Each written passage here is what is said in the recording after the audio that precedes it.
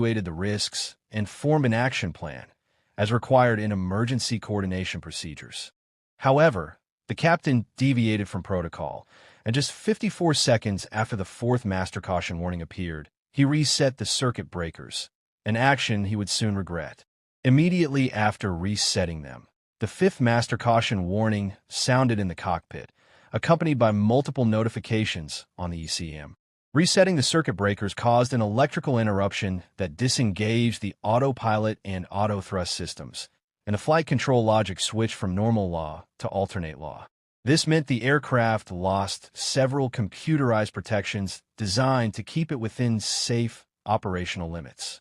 In addition, the rudder deflected 2 degrees to the left, causing the aircraft to roll to a 54 degrees angle of bank. This roll rate was twice as fast as normal.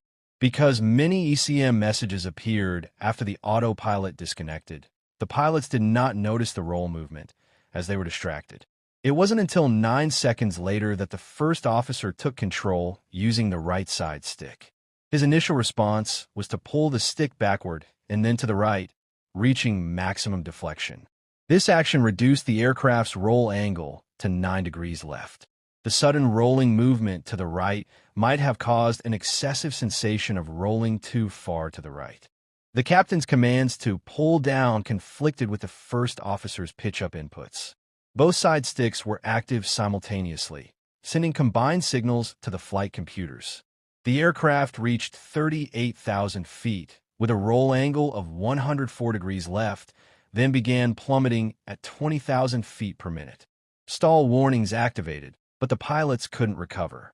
Bad weather and lack of a visible horizon compounded the situation. Both pilots tried to save the aircraft until impact. At 6:20 a.m., Flight 8501 crashed into the Java Sea, disintegrating on impact. All 162 people on board died. Search operations recovered major debris, including fuselage sections, the vertical stabilizer, rudder, wings, landing gear, and smaller interior components. 116 bodies were recovered. 46 remained missing.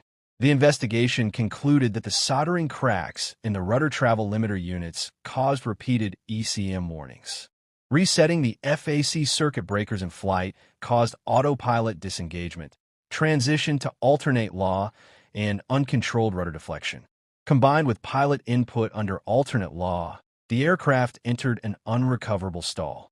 The crew had never been trained for such extreme conditions, resulting in the tragic crash.